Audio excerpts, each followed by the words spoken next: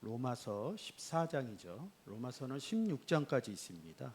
14장은 두 번에 걸쳐서 여러분과 은혜를 나눌 것이고요. 그 다음에 15장, 16장, 16장은 형제들 이야기가 써 있기 때문에 많이 이야기할 게 없을 것 같아요. 그래서 앞으로 로마서는 한 4회 정도, 4주 정도 하면 4주에서 5주 정도 하면 로마서를 마무리할 것 같습니다. 그래서 로마서를 마치면 무엇을 할까 많이 생각을 하고 있습니다. 창세기를 하자니 제 의견입니다.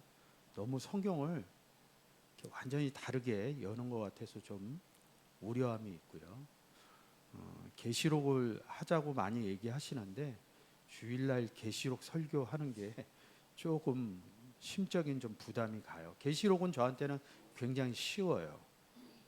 지금까지 했던 거에 대한 연속성으로 해드리면 되니까 사람들이 계시록 생각하면 나중에 끝날 후에 심판 부분을 얘기하는데 성경은 전혀 그렇지 않아요. 심판의 의미만 1장서부터 잘 여러분들이 성경적으로 해석해낸다 그러면 많은 분들이 얘기하는 계시록의 의미가 그런 의미가 아니라 성경에서 얘기하는 성경에 기록되어져 있는 의미를 찾아가서 계시록이 외려 굉장히 쉬운 서신서일 수 있습니다. 그래서 로마서가 끝나기 전에 기도 가운데 잘 생각해서 다음 로마서 다음 무엇을 할 것인가 잘 하나님 앞에 제가 기도해보고 결정해 보겠습니다. 오늘 로마서 14장이죠. 14장은 이렇게 생각하시면 돼요. 좀 어린아이들에게 이야기한다 이렇게 생각하면 됩니다. 로마서 14장 한번 보도록 하겠습니다. 믿음이 연약한 자를 너희가 받되 그의 의심하는 바를 비판하지 말라. 어떤 사람은 모든 것을 먹을 만한 믿음이 있고 연약한 자는 채소를 먹느니라. 먹는 자는 먹지 않는 자를 업신여기지 말고 먹지 못하는 자는 먹는 자를 판단하지 말라. 이는 하나님이 저를 받으셨음이니라. 남의 하인을 판단하는 너는 누구뇨? 아멘. 자, 로마서 14장 1절서부터 3절까지 보면 연약한 자에 대해서 얘기를 합니다. 이 연약한 자라는 뜻은 뭐냐면 아스테니아 이렇게 하고 헬라어로 쓰고 있는데 이 단어를 볼 때 두 가지 의미를 봐야 돼요. 말 그대로 한글 그대로 연약하다. 성인은 연약하지 않죠. 우리가 보통 연약하다 사람을 놓고 얘기할 때 어린아이를 얘기를 하죠. 그래서 이런 연약한 부분이 있고 이 아스테니아를 또 뭐라 그러냐면 병이라는 단어로 해갖고 쉽게 얘기해서 소경, 안진뱅이, 문둥병자 그리고 혈류병 걸린 여인 이런 여인 그런 성경의 사복음서에 나오는 사람들을 병들었다 이렇게 해서 연약한 부분을 씁니다. 이때 연약한 부분을 쓰는 것은 구원 얻지 못한 죄인의 상태에서 연약한 부분이고요. 제가 어린아이라고 얘기할 때는 어떤 연약한 의미냐면 고린도전서 3장 1절에 그리스도 안에서 어린아이가 있다고 합니다. 나이가 제가 60이지만 30살 때 30세에 예수 그리스도를 영접하는 분이 있고요. 40세에 영접하는 분들이 있어요.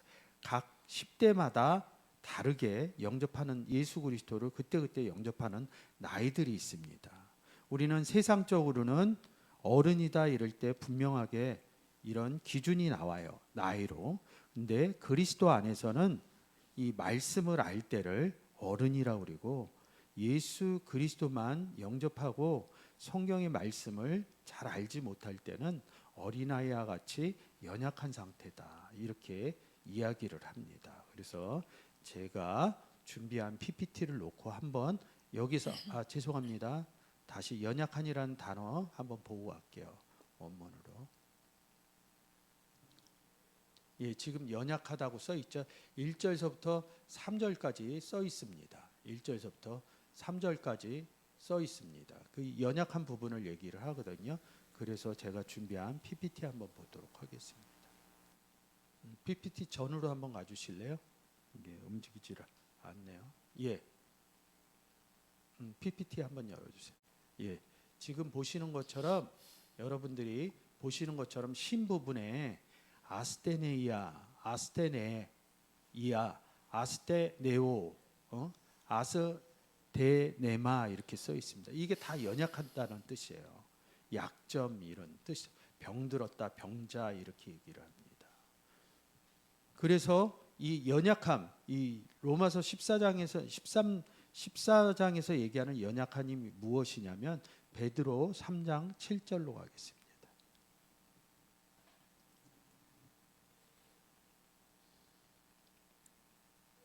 베드로 전서 3장 7절입니다.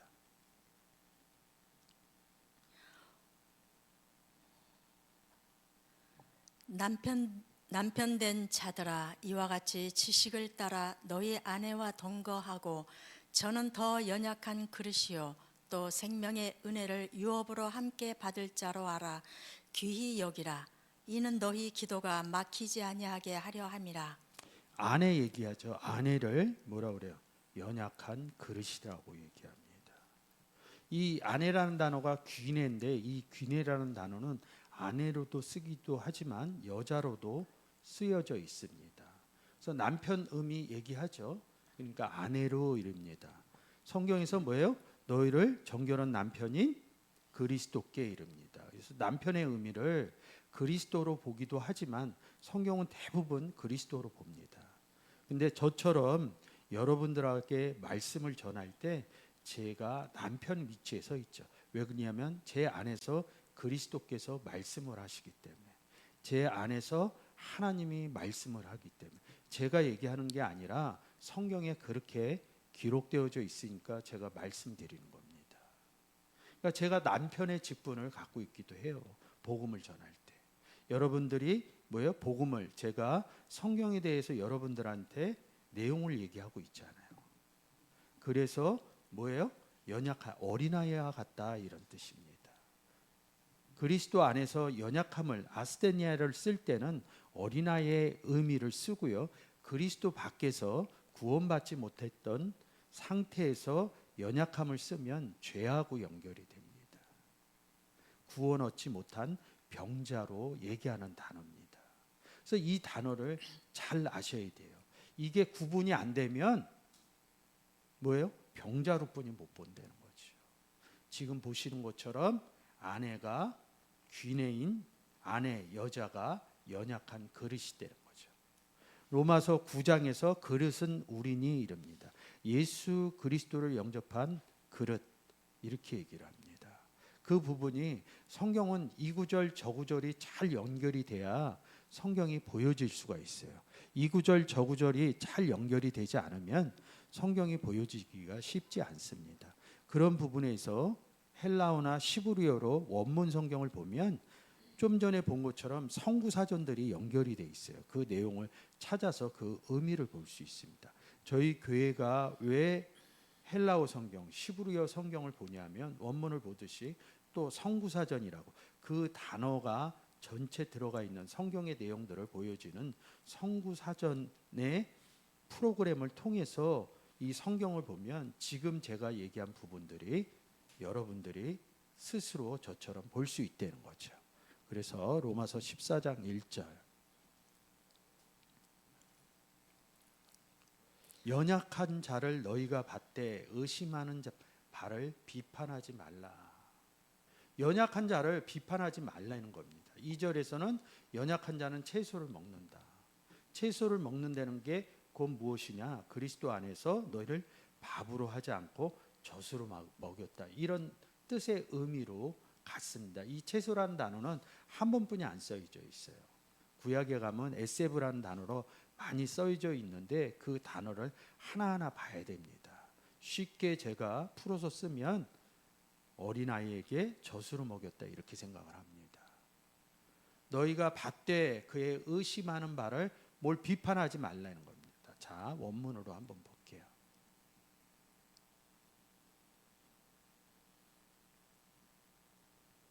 자, 1절이요.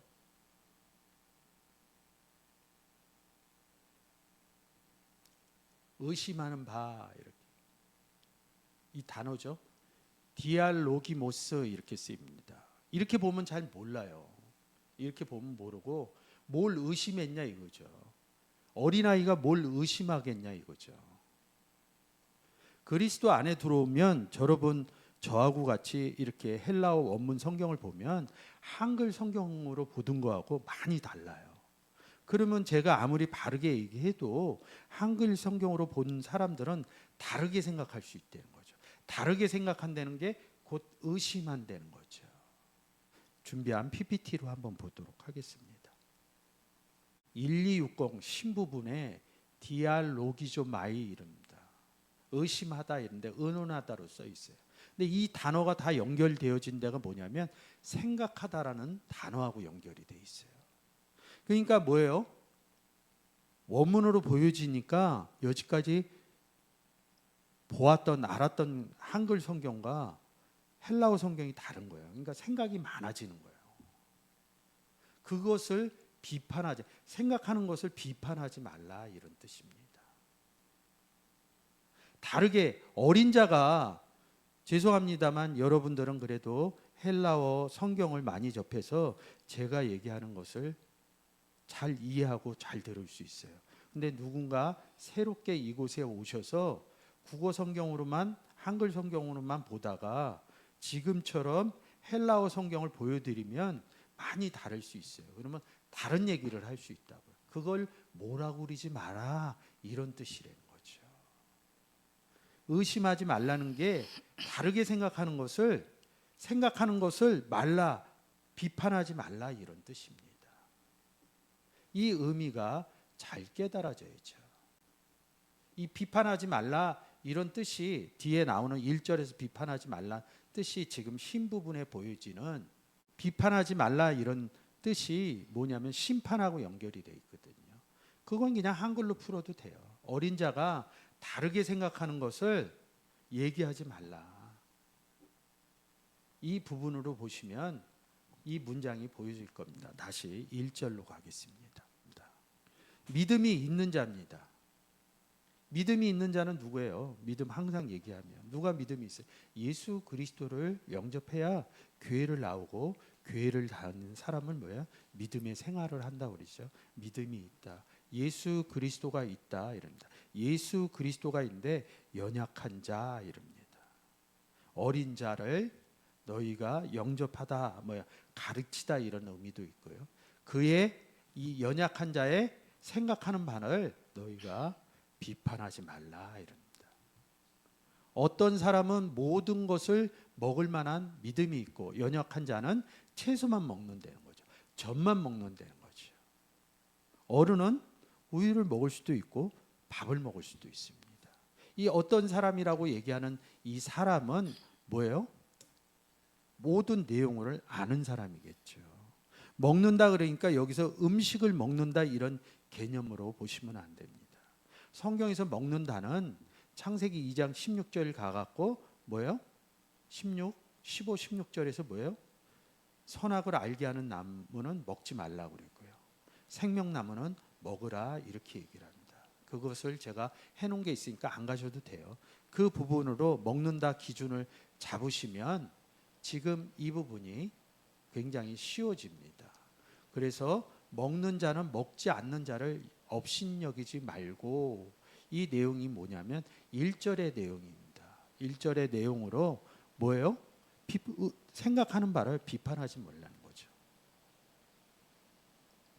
먹지 못하는 자는 먹는, 또 어린 자는 뭐예요? 전하는 자를, 성장한 어른을 비판하지 말라 이렇게 얘기합니다. 이는 먹는 자나 먹지 않는 자는 다 뭐예요? 하나님이 저를 받으셨습니다. 먹는 자나 어린 자나 가리키는 자나 다 전하는 자나 하나님이 다 받으셨다는 거죠. 3절 맞춰놓고 하나님이 왜 받았나 이걸 단어로 한번 보겠습니다.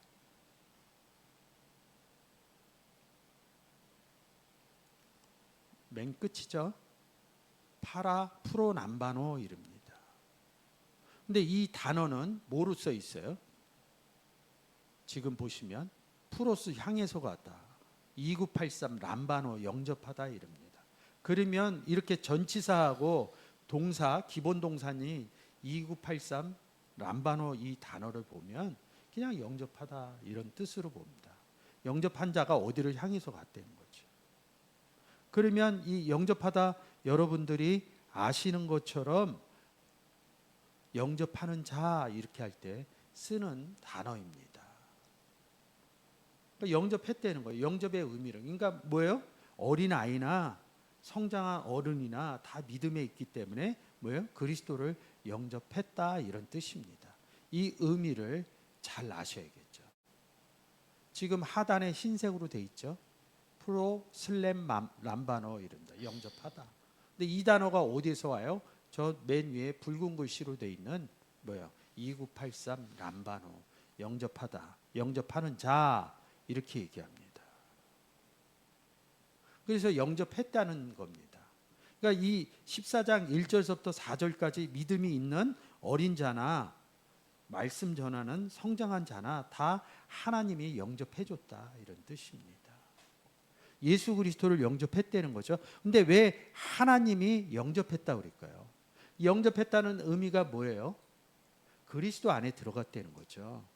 예수 그리스도 안에 들어갔다는 거죠. 근데 이 예수 그리스도는 하나님과 함께 있다는 거죠. 그래서 요한복음 14장 6절에 나로 예수 그리스도로 말미암지 않고는 예수 그리스도를 통하지 않고는 이 예수 그리스도가 누구랑 같이 있다고요? 하나님 아버지랑 같이 있다는 거죠. 예수 그리스도로 통하여 하나님께 갔다 이런 의미가 요한복음 14장 6절이라는 거죠. 그래서 로마서 14장 3절에 하나님이 저를 받으셨습니다 이렇게 기록해 놓은 거죠. 하나님이 저를 받으려면 뭐예요? 예수 그리스도를 람바노 해야 된다 이런 뜻이죠. 그래서 그 람바노 하려면 어떻게 해야 돼요? 이 영접하다 이런 예수 영접하는 자 요한복음 3장 16절 이런 부분을 잘 알아요. 저한테 적용이 됐으니까 영접한 사람들이. 근데 제가 어떻게 예수 그리스도를 영접했느냐 이거죠. 마태복음 10장 40절. 너희를 영접하는 자는 나를 영접하는 것이요 나를 영접하는 자는 나 보내신 이를 영접하는 것이니라. 아멘. 너희가 누구의 이 마태복음에서 제자죠. 우리가 예수 그리스도를 영접하면 믿음이 있고 제자의 삶을 살아간다는 거예요. 이 제자들이 사복음서를 지나서 사도행전서부터 무슨 일을 해요? 사도 바울과 같이 복음을 전합니다. 그래서 제자라는 거죠. 그래서 우리가 제자된 삶을 산다는 것은 복음을 전하겠다 이런 의미하고 같습니다. 그래서 우리가 나가서 예수 믿으세요 우리 입장에선 영접을 시키는 거고요. 이 영접이라는 람바노라는 단어가 만나다라는 의미가 있습니다. 저희를 만나야 돼요. 영접을 해야 돼요. 그래서 제가 가지고 있는 제가 소유하고 있는 예수 그리스도를 전해줍니다. 그러면 어떻게 돼요? 믿지 않는 사람이 저를 만나는 너희를 영접하는 자가 되는 겁니다. 우리를 만나는 거죠. 우리를 만나서 제가 복음을 전하면 누구를 영접해요?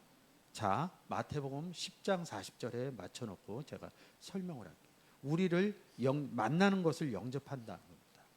뭐라 그래요? 그 다음에 나를 영접. 여기서 나가 누구예요? 예수 그리스도를 영접하는 거죠.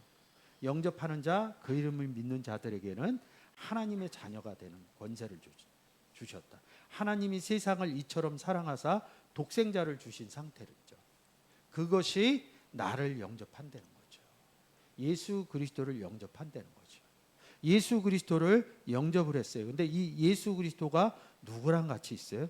하나님과 함께 있는 거죠. 그래서 요한복음 14장 6절에 뭐예요? 나로 말미암지 않고는 아버지께로 갈 자가 없다는 거죠. 그 내용이 10장 40절에다 좀 부탁드립니다. 그 내용이 나 보내신 이를 영접하는 것이요. 이 구절로 볼 때 우리가 예수 그리스도만 영접하는 것이 아니라 누구도 영접해요? 하나님도 영접한다는 거죠. 근데 이 내용을 자세하게 성경을 통해서 여러분들이 알지 못하면 하나님, 나 보내신 아버지도 영접을 못했다는 거죠. 그래서 마태복음 1장 21절에 뭐예요? 하나님이 우리와 함께 임마누엘 하셔서 함께 계신다, 이렇게 23절에 기록해 놓으신 거죠.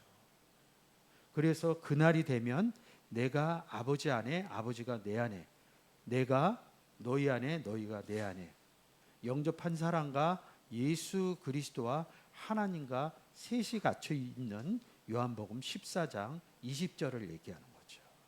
그래서 요한복음에서 계속 이렇게 얘기하는 겁니다. 예수 그리스도가 내가 아버지 안에, 아버지가 내 안에, 많은 구절을 통해서 얘기를 합니다. 14장 20절 이후에 간간히 너희 안에 내가, 너희 안에 너희가 내 안에, 이런 부분들을 기록해 놓은 것이죠.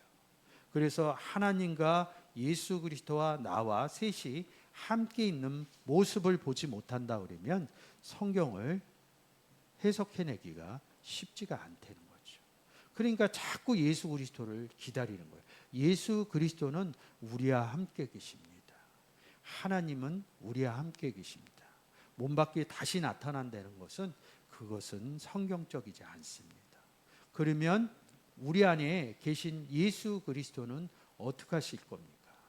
제가 설명한 대로 우리 안에 계신 하나님 아버지는 어떻게 여러분들이 성경적으로 정리를 할 것입니까? 믿음 생활을 한다는 것은 예수 그리스도를 영접해서 지금 얘기한 것처럼 하나님 또한 우리와 함께 계시는 영접이 이루어져서 우리가 믿음 생활을 한다는 것은 기본적으로 나는 하나님과 함께 계시다, 나는 예수 그리스도와 함께 있다, 이것이 이루어지면 복음을 전할 때 분명히 제가 예수 그리스도 믿으세요 이렇게 얘기를 하잖아요. 근데 성경에서는 내 안에서 그리스도께서 말씀의 증거를 하신다, 내 안에서 그날에, 아까 마태복음 10장 20절에 보면 그날에 너희 속에서 하나님 아버지가 말씀을 하십니다, 이렇게 기록되어져 있는 거죠. 하나님과 예수 그리스도와 함께 있다는 것이 이루어져야 복음의 사역이 이루어진다는 거죠.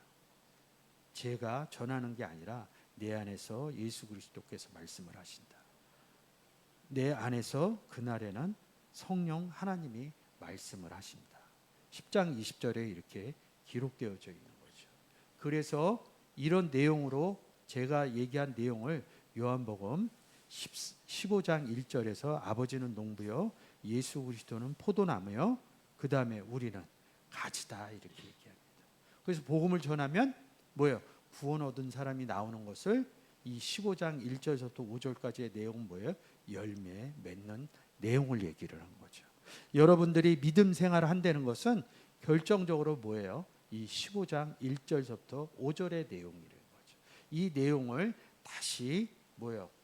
로마서에서 이 제가 얘기한 내용을 기록해 내온 거죠. 성경은 동일한 내용을 얘기를 합니다. 다시 로마서 14장, 보시는 것처럼 4절 읽어주세요.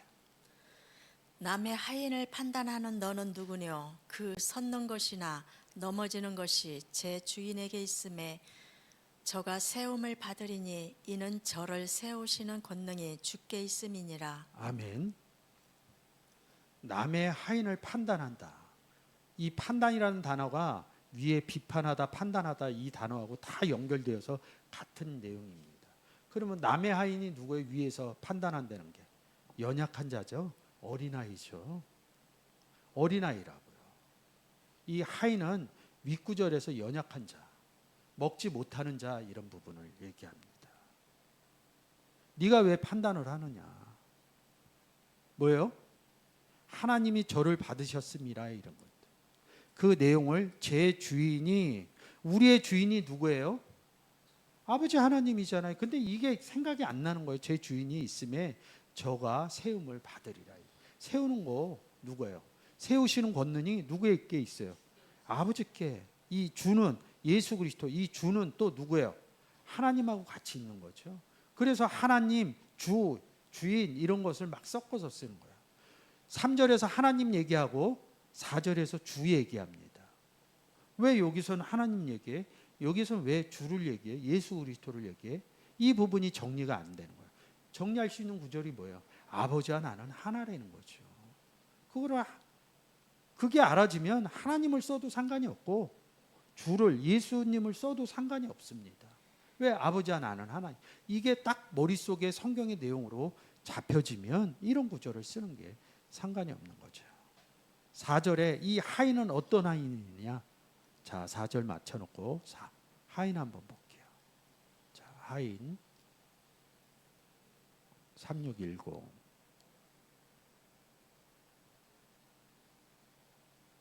뭐야? 오이케테이아 이랍니다. 제가 준비한 PPT 한번 볼게요. 이 단어가 지금 나왔죠. 오이케테스 하인 이랍니다. 근데 이 단어가 어디서 왔냐면 오이케오 거주하다 이랍니다.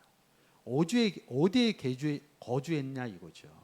이렇게 가면 어디에 거주한 사람이 하인이라는 거죠. 근데 이 거주하다 오이케오는 어느 단어에서 오냐면 오이코스 이랍니다. 집, 전 이렇게 오이코스라는 단어가 있습니다. 이 집이라는 단어를 쓸 때 하나님 집 이릅니다. 하나님 집을 구약에서 뭐라 그래요? 성전이라고 그러죠. 그래서 이 단어는 성전 이렇게 씁니다. 성전 안에 있다는 거예요. 그러면 성전하면 여러분 제가 항상 단어 얘기할 때 뭐야? 하나님은 성전이시다. 어린 양은 성전이다. 요한복음 2장에서 예수 그리스도는 육체된 성전이다. 그래서 우리가 뭐해? 너희가 하나님의 성전인지 알지 못하느냐. 우리는 성전 안에 있는 사람이죠. 그래서 성경에서 표현할 때 그래서 뭐라 그래요? 하인 이렇게 표현하는 거예요. 근데 어떤 개념을 가지고 와요? 남의 집살이 하네 이렇게 생각을. 그거는 세상에서 옛날에 조선시대에 종, 하인 이 의미로 보고 불임받는 사람의 의미를 봅니다. 성경에서 뭐예요? 오이케테스는 뭐예요? 하나님과 함께 있는 사람, 하나님의 종, 하나님의 하인 이 의미라는 거죠. 근데 로마서 14장 4절에서 하인 이렇게 하니까 하찮은 의미로 본다는 거죠. 그래서 위에서 연약한 자로 못 보고 밥을 먹지 못하는 우유만 젖만 먹고 밥을 먹지 못한 어린 자로 보지 못한다는 거죠. 그러면 저도 가리키는 밥을 먹는 저도 하나님 집안에 들어가 있는 사람이고 어린 자도 들어가 있는 사람이라는 거죠. 판단할 일이 없는 거예요. 다 누구와 함께 있는 거예요? 하나님과 함께 있는 사람들 얘기한다는 거죠. 그래서 14장은 어린 자에 대해서 얘기한다. 이렇게 제가 말씀드리고 얘기하는 것이죠. 그래서 이는 저를 세우시는 권능이 주께 있음이라. 이 권능이 다 누구에게 있다는 거예요? 주이신 예수 그리스도와 이 예수 그리스도는 누구랑 있어요? 하나님과 같이 있죠. 자, 여기서 고린도전서 3장 1절 보고 가겠습니다. 6절까지 보겠습니다. 형제들아, 내가 신령한 자들을 대함과 같이 너희에게 말할 수 없어서 육신에 속한 자 곧 그리스도 안에서 어린 아이들을 대함과 같이 하노라. 내가 너희를 젖으로 먹이고 밥으로 아니하였노니 이는 너희가 감당치 못하였음이거니와 지금도 못하리라. 너희가 아직도 육신에 속한 자로다. 너희 가운데 시기와 분쟁이 있으니 어찌 육신에 속하여 사람을 따라 행함이 아니리요. 어떤 이는 말하되 나는 바울에게라 하고 다른 이는 나는 아볼로에게라 하니 너희가 사람이 아니리요. 그런즉 아볼로는 무엇이며 바울은 무엇이뇨? 저희는 주께서 각각 주신 대로 너희로 하여금 믿게 한 사역자들이니라. 나는 심었고 아볼로는 물을 주었으되 오직 하나님은 자라나게 하셨나니. 아멘. 1절. 지금 앞에서 연약한 자 제가 얘기할 때 이 구절을 얘기를 한 거죠. 1절하고 2절 연약한 자. 먹지 못하는 자. 뭘 먹지 못해요? 밥을 먹지 못하는 자. 젖만 먹는 어린아이란다. 그 3절에서 뭐라 그럽니다. 이는 뭐예요? 시기와 분쟁이 있다는 거예요. 어린아이들이 쓰지 성장하면 다투지 않습니다. 특히 교회에서는 밥을 먹을 정도가 되면 많은 것이 보여도 얘기하지 않습니다. 나도 어렸을 때 그랬거든. 교회 와서 세상적인 생각으로 이게 잘 되고 잘못되고. 그러니까 그런 것들이 뭐예요? 여기서 얘기하는 3절 맞춰주세요. 시기와 분쟁이라는 거죠. 어린아이 같다 이런 거죠. 육신에 속하여. 그러니까 뭐예요? 지금 제가 좀 전에 얘기한 게 말하는 게 내 안에서 그리스도께서 말씀하신다. 하나님이 말씀하신다 이렇게 얘기했는데 4절서부터 뭐예요? 바울하고 아볼로가 얘기했다 막 이런다고. 이 바울은 누구 안에 있어요? 그리스도 안에 있죠. 아볼로는요? 그리스도 안에 있죠. 바울은 또 하나님 안에 있고 아볼로는 하나님 안에 있다는 거죠. 그래서 그게 안 보이니까 그리스도 안에 있는 상태가 안 보이니까 나는 바울 쫓아갈래, 나는 아볼로 쫓아갈래. 쫓아가는 것도 맞아요. 쫓아가는 걸 왜 쫓아가요? 그분이 성장한 사람으로 하나님의 대언을 하고 있으니까 쫓아가는 거지. 바울을 쫓아가면 안 됩니다. 바울과 함께한 하나님을 봐야 되고 아볼로와 함께한 예수 그리스도를 보고 쫓아가야죠. 그럼 누구 쫓아가는 거예요? 아볼로 쫓아가는 거예요? 바울 쫓아가는 거예요? 하나님 쫓아가는 겁니다. 그래서 제가 저희 교회에서 저 쫓아오시면 안 됩니다. 하나님 쫓아가셔야 됩니다. 성경의 내용대로 하셔야 됩니다. 이런 부분을 얘기하는 게 이 고린도전서 3장의 내용이라는 거죠. 6절 한 번만 더 읽어주세요. 나는 심었고 아볼로는 물을 주었으되 오직 하나님은 자라나게 하셨나니. 나 바울은 심었고 뭐를요? 말씀을. 그러면 심으려면 어떻게 해야 돼요? 복음 전해야 되잖아요. 자라게 하려면 어떻게 해야 돼요? 물 주고 이르는 게 그게 자라게 하는 거거든요. 이것을 누가 했어요? 바울이 했죠. 아볼로가 했죠. 근데 뒤에다 뭐라 그래? 하나님이 자라게 하셨다는 거죠. 바울 안에도 하나님이 계셨고 아볼로 안에도 하나님이 계셨다는 거예요. 그러면 이 구절이 당연하게 보여진다고요. 왜 하나님이 그냥 주권으로 얘기하는 게 아니라 바울 안에 하나님이 말씀해서 심었고 아볼로 안에 하나님이 계셔서 물을 주었고. 근데 이 하나님은 예수 그리스도와 함께 있죠. 그래서 예수 그리스도가 요한복음에서 내 배에서 생수의 강이 나간다. 그래서 물을 주었을 때 이렇게 표현해 놓은 겁니다. 이 모든 것을 누가 해요? 하나님이 자라게 하셨다는 거죠. 그래서 성경이 잘 보여지시고 삶으로 적용되시면 하나님의 주권 사상을 여러분들이 삶 가운데 모든 것은 하나님이 하시는구나. 그러면서 성경 외에 말하는 게 줄어들게 됩니다. 그래서 하나님이 자라게 하셨다는 게 오늘 보시는 로마서 14장 4절에 세우시는 권능이 주께 있습니다. 이 주가 누구예요? 예수 그리스도죠. 근데 우리가 지금 고린도전서에서 하나님 자라게 하셨다고 그랬잖아요. 이 주는 누구랑 같이 있어요? 아버지와 나는 함께 있다. 그래서 주를 써도 상관이 없고요. 아버지를 표현해도 상관이 없습니다. 그래서 이 부분이 여러분들이 잘 아셔야 될 것 같습니다. 그래서 판단한다는 의미가 심판한다 이런 뜻입니다. 이거 한번 보고 갈까요?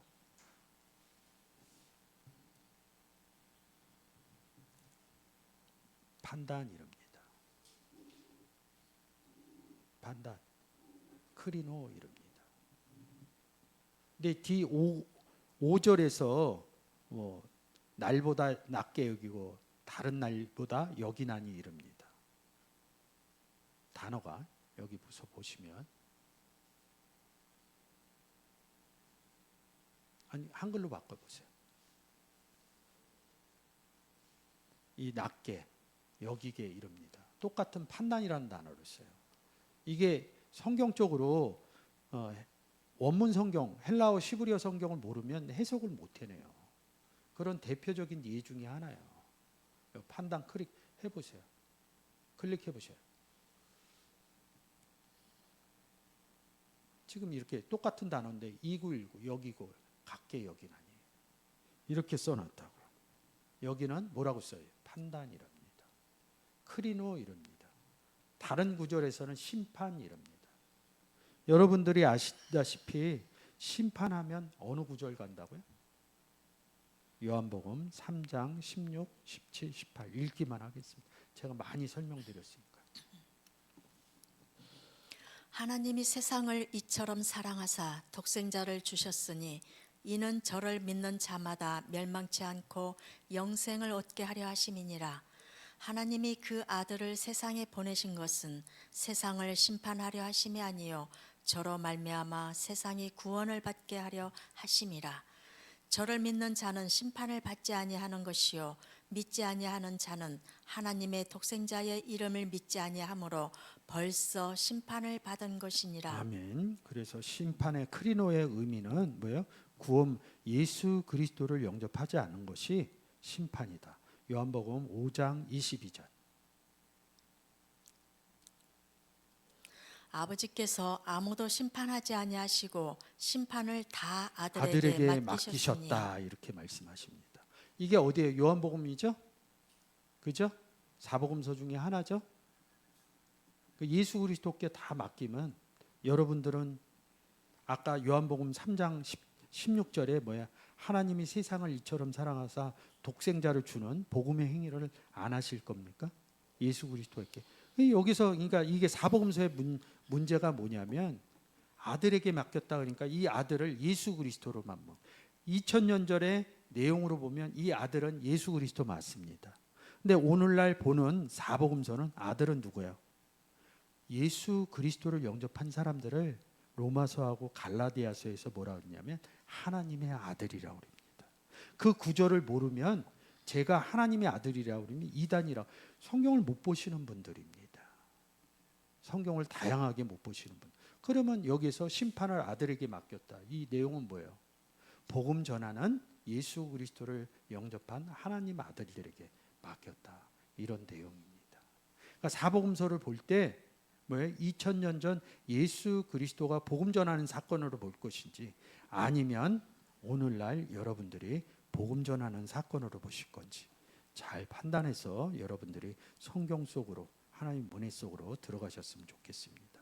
30절 5장 30절 요한복음 5장 30절 내가 아무것도 스스로 할 수 없노라. 듣는 대로 심판하노니 나는 나의 원대로 하려 하지 않고 나를 보내신 이의 원대로 하려는 거로 내 심판은 의로우니라. 아멘. 또 여기서 나를 보내시니 누가 보내? 하나님 보내죠. 우리는요 그리스도의 사신이 돼서 나가는 거죠. 하나님과 함께.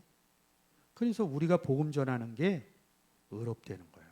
우리가 예수 믿으세요. 예수 그리스도에 대해서 성경으로 설명할 때 그것은 내가 하나님과 예수 그리스도와 함께 있으면서 성경의 의미로 복음을 전한다면 그것은 의롭다는 겁니다. 이게 크리노, 비판 이런 거의 기준 구절이죠. 그래서 여러분들이 이 내용을 좀 잘 아셨으면 좋겠습니다. 자, 한 번 더 볼게요. 자, 5절, 6절. 혹은 이 날을 저 날보다 낮게 여기고 혹은 모든 날을 같게 여기나니 각각 자기 마음에 확정할지니라. 나를 중히 여기는 자도 주를 위하여 중히 여기고 먹는 자도 주를 위하여 먹으니 이는 하나님께 감사함이요 먹지 않는 자도 주를 위하여 먹지 아니하며 하나님께 감사하느니라. 아멘. 먹는다는 의미는 제가 앞에서 설명을 쭉 드렸으니까 그 의미로 정리를 하시면 될 것 같아요. 7절. 우리 중에 누구든지 자기를 위하여 사는 자가 없고 자기를 위하여 죽는 자도 없도다. 우리가 살아도 주를 위하여 살고 죽어도 주를 위하여 죽나니 그러므로 사나 죽으나 우리가 주의 것이로다. 9절. 이를 위하여 그리스도께서 죽었다가 다시 살으셨으니 곧 죽은 자와 산 자의 주가 되려 하심이니라. 오늘의 본문 말씀이죠. 사나 죽으나 우리가 주의 것이다. 이럽니다. 사나 죽으나. 이거 찬양 있죠? 찬양 많이 하셨을 거예요. 사는 게 뭐냐? 죽는 게 뭐냐? 그러니까 이렇게 생각을 하는 거예요. 우리가 이 땅을 살다가 죽을 때 뭐 이런 의미도 하고 이런 부분을 씁니다. 산다 이러는 것은 어떤 의미냐면 에베소서 2장 1절이에요. 허물과 죄로 죽었던 너희를 살렸다. 근데 살렸다 이러면 에베소서 2장 1절 가서 한번 읽고 올게요. 읽어주세요. 너희의 허물과 죄로 죽었던 너희를 살리셨도다. 아멘. 자 보세요. 그럼 다 이게 살렸다는 의미로 살아났어요. 근데 지금 이 14장의 내용이 뭐예요? 형제들 얘기죠. 어린 자나 성장한 자나 다 그리스도 안에 있는 자들은 뭐야? 다 살은 자죠. 그럼 우리는 살기만 하면 되잖아요. 근데 뭐라 그래요? 본문으로 갈게요. 또 죽는다는 거예요. 우리가 또 죽어요? 뭐 여러 가지 의미도 있지만 자 8절에다 맞춰놓고 볼게요. 죽는다. 해볼래. 아포뜨네스코 이릅니다. 그래서 아포라는 단어하고 2348이라는 단어에서 왔다는 거죠. 제가 준비한 PPT 한번 볼게요. 지금 여기 나왔죠. 아포뜨네스코, 드네스코, 죽는다 뭐 이런 죽는다 이런 뜻이에요. 이 죽는다 이런 뜻은 뭐예요? 네크로스라는 단어하고 이 단어하고 병행해서 씁니다. 이 뭐 가서 이렇게 보면 같은 의미를 찾아낼 수 있어요. 아까 산다는 의미는 여기 자오라는 단어로 제가 표시를 했습니다. 자, 죽는다 이런 의미가 있어요. 이 죽는다 의미는 잘 보시면 돼요. 이것을 어디에서 많이 썼냐면 로마서 지금 우리가 읽는 7절, 8절, 9절 여기서 죽는다 이런 단어가 이 다 아포드네스코입니다. 이 죽는다 의미가 나오면 딱 보셔야 될 구절이 있어요. 우리가 살았는데 왜 또 죽는다 이 의미를 쓰냐고요. 로마서 여러분들하고 같이 은혜 나눴던 6장입니다. 6장 1절, 2절 얘기합니다. 그런즉 우리가 무슨 말 하리요? 은혜를 더하게 하려고 죄에 거하겠느뇨? 그럴 수 없느니라. 죄에 대하여 죽은 우리가 어찌 그 가운데 더 살리요? 1절은 제 안에 우리가 없다 이런 뜻입니다. 근데 2절은 뭐예요? 죽었다는 의미가 죄에 대해서 죽었다는 거죠. 그래서 살았다 이런 게 뭐예요? 허물과 죄로 예수 그리스도를 영접해서 살았다 이런 뜻이고, 사나 죽으나 죄에 대해서 죽었다. 죄에 대해서 죽었기 때문에 뭐야? 우리는 주의 것이라는, 그리스도 안에 있다 이런 뜻입니다. 2절 맞춰놓고 죽은 한번 볼게요. 지금 아까 앞에서 누르고 왔죠? 뜨네스코, 아포뜨네스코 이럽니다. 여기 원어 비교 한번 눌러줘 보세요. 네. 다시 다른 단어. 그죠? 여기 지금 로마서 6장에 굉장히 많이 쓰여 있죠.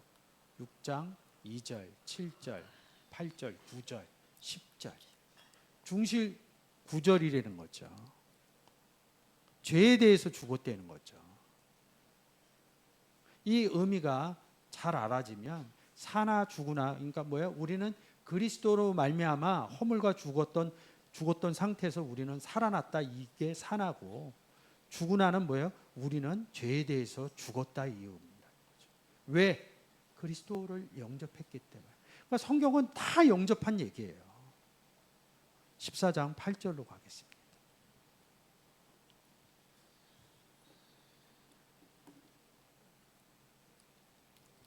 주의 것이라는 거. 너희는 주의 것이다. 고린도. 주는 누구의 것이에요? 하나님의 것이죠. 그러니까 하나님과 막 계속 교차해서 얘기를 하는 거죠. 사나 죽으나 그리스도로 말미암아 허물과 죄로 가운데서 살았다. 뭐예요? 너희는 죄에 대해서 죽었다. 예수 그리스도를 영접한 상태를 얘기하는 거죠. 그래서 우리가 그리스도 안에 들어가서 뭐예요? 그리스도의 것이 됐다. 그래서 9절에 다시 얘기하는 겁니다. 이를 위하여 그리스도께서 죽었다. 다시 로마서 6장 얘기하는 거예요. 함께 장사되고 함께 죽고 이런 얘기를 하는 거고. 그래서 곧 죽은 자와 산 자의 주가 되려 합니다. 이게 또 뭐예요? 죽은 자, 어떤 죽은 자? 죄에 대해서 죽은 자. 산 자, 어떤 산 자? 허물과 죄로 죽었던 너희를 살린 산 자라는 거죠. 그러니까 이걸 갖다 못 써요. 이 내용이 죽었다, 이게 아포 뜨네스코라는 거죠. 그래서 이런 거를 보려면 성구사전, 지금 성구사전 599번 한번 열어줘 보세요. 로마서 6장에다 맞춰줘 보세요.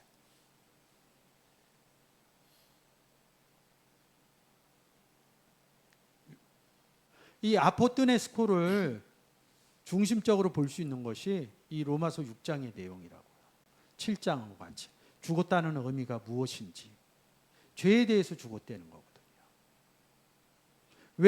왜 우리가 이런 프로그램, 저 이거 다 기억 못합니다. 그래서 컴퓨터가 있고 이런 게 있으면 손쉽게 성경을 깨달을 수 있다는 거죠. 근데 자꾸 생각으로 해요. 생각으로 하면 절대 안 됩니다. 저 이거 다 알아도 일일이 다 가잖아요. 제가 이거 준비할 때도 또 컴퓨터에 열어놓고 또 가서 또 봅니다. 제가 저는 그다지 머리 좋은 사람 아닙니다. 그냥 단지 주어진 환경에서 열심히 할 뿐입니다. 이 부분이 보여져야지 여러분들이 생각할 수 있다는 거죠. 본문으로 가겠습니다. 10절. 네가 어찌하여 네 형제를 판단하느뇨? 어찌하여 네 형제를 업신여기느뇨? 우리가 다 하나님의 심판대 앞에 서리라. 내 형제를 아까 보셨죠? 심판하지 말라는 거죠. 위에서 먹지 못하는 어린 자를 뭐라고 그러지 마라. 우리가 하나님 앞에 심판대 앞에 우리 구원받았는데 왜 또 심판대 앞에 서요? 우리가 하나님과 함께 뭐예요? 이 심판대라는 단어가 베마라는 단어예요. 시간이 없어서 제가 보여드리진 못하는데 베마라는 단어인데 재판석이라는 뜻입니다. 심판대 재판석. 사도행전에서 보면 사도 바울이 복음을 전하는데 재판석 위에 올라가서 얘기를 해요. 복음 못 전하게 하려고 그 재판석에서 끌어냅니다. 이 재판석이라는 의미는 지금 하셨네요. 뭐예요? 복음 전하는 자리를 얘기를 합니다. 이 단어에 아까 보신 성구사전을 이렇게 보시면 이 심판대에서 끌어내려요. 왜 끌어내려요? 복음을 못 전하게 하려고. 재판석이라는 거죠. 이 의미가 잘 깨달아져야죠. 그러니까 이 내용이 완전히 다른 거죠. 이 부분이 보여줘야 되는 거죠. 본문으로 다시 가겠습니다. 11절. 기록되었으되 주께서 가라사대 내가 살았노니 모든 무릎이 내게 꿇을 것이요 모든 혀가 하나님께 자백하리라 하였느니라. 본문 한번 볼게요. 원문으로 한번 보겠습니다. 혀 한번 해보세요. 클릭 한번 해주세요.